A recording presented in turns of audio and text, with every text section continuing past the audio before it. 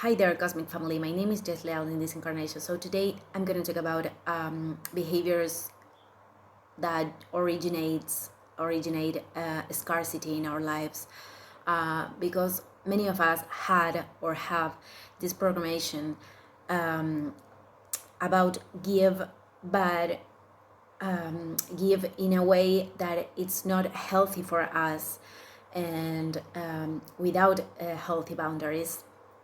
And actually giving from that place it's not something that comes from generosity. On the contrary, it came it comes from egoistical desire. I will leave the video in the first comment about descent heaven to earth, because I explain there what is the egoistical desire, and what is the actions that and what are the actions that came from love.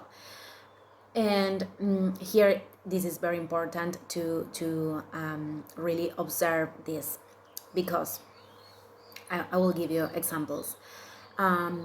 Sometimes we think we are helping someone, but when we have this programmation, I'm talking about my own experience because I had this myself.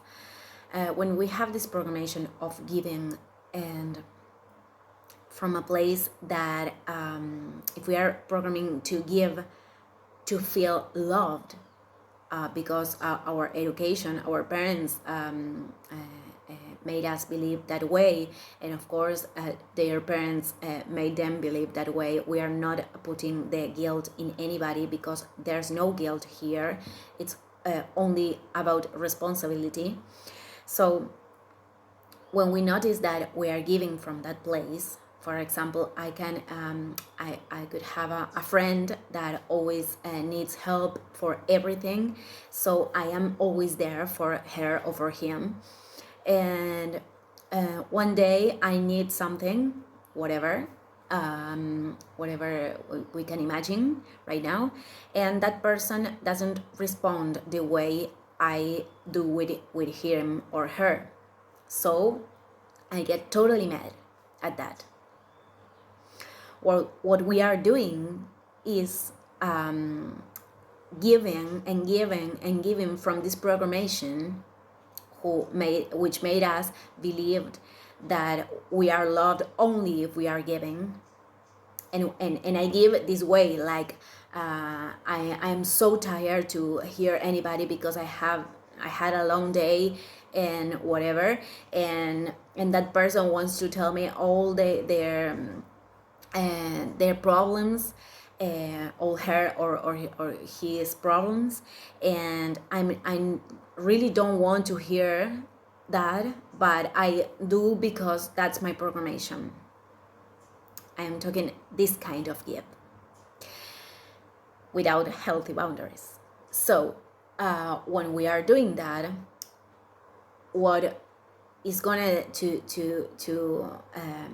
what universe is gonna return us is egoistical, because we are acting from that place. We think we are helping, we think we are doing that from love, but we are not, because when we are acting from a place that it's not beneficial for me, it's not beneficial for the other person either. So if I am behaving like the mother of my friend, which this is very, very common, like the projection of parents, I already talked about it in the relationship, in the video of relationship intelligence, the part 1, and the part 2, I think I told about this too. So when we are projecting our wants to other persons, our lack, it's very probably that we are taking that kind of role, and we are not helping that person if we are always there to save them. We can save anybody, but if we think we can, if we think that person won't or couldn't do it alone, it's our ego who is acting, because we are not is our ego who is acting, because we are not that irreplaceable. That person, it's an adult, or could be an adult, and that person has to understand how to take accountability for the things that is happening in their own lives.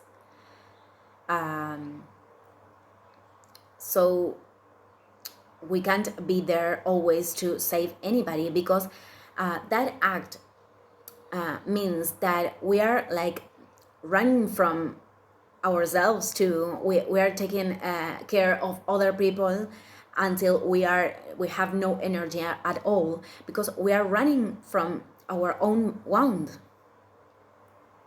If we think maybe many of us have this programmation of thinking, if I'm not doing this, if I don't do this, the other person will reject me. The other person will not love me. And if that happens, it is because the relationship itself was built in an egoistical base. So if that relationship doesn't survive, I don't like that word, but if it doesn't survive to the decisions that come from my self-love, it is because that relationship doesn't deserve my time and energy. And because I am only holding to that relationship because I don't want to be alone. Because many people could think they are victims because they are surrounded by people who are egoistical, and they are always giving and giving and giving. But it's not that we are the victim, and it's not that the other person, the other people are only the villains in the story. It is because we are acting in a selfish way with ourselves, and the other people is only showing us that projection. And if we are waiting for those people to give us in return what we did for them, we're not acting in a way connected to love. We are acting from our egos. So what is more important is that every time we help, and we must give, we should give, in order to connect to the infinite sustenance. I already talked about this in the video of how to face the collapse system. But when we are helping or when we are giving, we have to feel happy for that. If we are not feeling happy, we shouldn't give that thing. We really need to feel grateful for doing that act. So I think the better way, it's not that we can't help anybody, of course. Meanwhile, if you feel happiness and if you feel grateful for doing that action, just do it. But if you're not, it's better not to do it. So what we can do to channel this energy of giving, of love, is to choose something we feel passionate about it, we feel grateful, we feel pleasure about doing that, and share it, like me doing these videos, or like I don't know, a painter painting something, or whatever, or if you're a writer, or whatever you want that makes you feel pleasure, but you should share it. You have to share it, and then you are helping other people doing that. But you're not helping other people if you are doing this from a place that doesn't feel okay to you. That's the programmation. And I know this programmation very well because I was raised this way. And the first times when I was taking accountability of this and healing myself, it felt really, really uncomfortable. I every time I had to say no, and I can assure you that universe had put this test many times, because I had really to learn about this, to say no, to say I don't want to say to set healthy boundaries, because I didn't have those. I didn't have self-love, I already told you. So it felt very, very uncomfortable. I was feeling rejected. The wound, it was opening at the same time when I was trying to change it. It's not something that it's easy, actually. So it happened to me that many people asked me for things that I didn't want to do, even talk. I mean, when I was given these astrology sessions, it happened to me so many times that many people wanted to talk about their problems, and in I know, through WhatsApp or something like that, in the chats of social media, and didn't want to pay for the session, and I took accountability about that, and I said, okay, I am doing this. This is happening for me to change it. I am projecting my own selfishness in these people. So I started to say no. I started to put these healthy boundaries, but I really felt guilty about it. It was difficult for me first times. And I had a lot of many tests through all these years, but I am just trying to say that it's not easy when we are starting to change that pattern, and we are going to discover that there's no end. That maybe I don't know, we think we already healed that pattern, but suddenly appears a situation that shows us that we have like a little more to do, and it's okay. It's not something we have to use to judge us ourselves. It's just for to taking responsibility about that, and that if we act this way, if we are doing things from this egoistical way with ourselves, we're not helping actually the other person. If we really try to do that, if we are really trying to do that, because how I said, if it's not beneficial for me, if it's not beneficial for me, it's not beneficial for the other person. But what is more, if that person doesn't learn the lessons that they have to,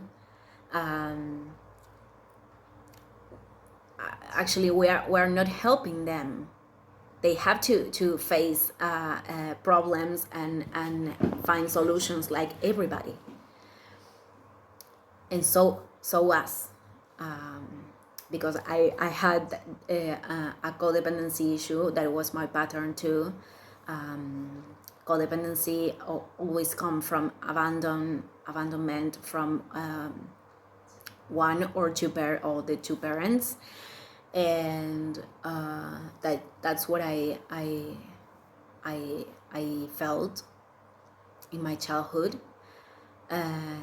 So I was terrifying of being alone.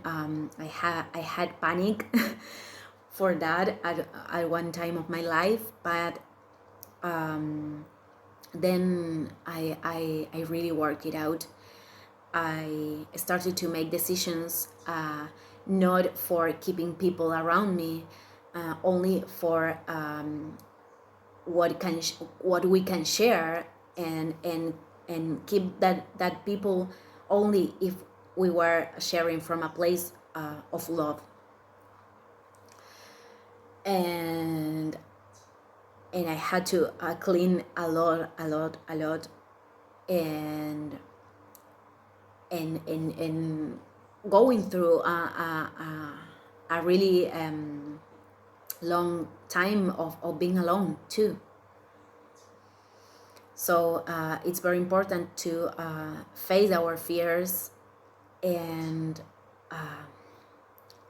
not to hold to things just because we are running from them, from our wounds. This is not easy, of course. I'm not saying that, but it's a practice. I always say this. It's a practice, and we're gonna see that universe is always putting the things we need, not always the things we want, but the things we need to integrate these lessons. And well, I think this is the most important thing, because it really generates scarcity in our lives, because we are not connecting to love when we are acting that way, when we are giving from that place. We are connecting to lack, which is the absence of love. So this is not linear, of course. It's a spiral thing. So we're gonna see it in different levels through our lives, and it's okay. And not always we're gonna act from the best places, because we're humans, and every time our ego is winning, it's actually because our wound has taken us.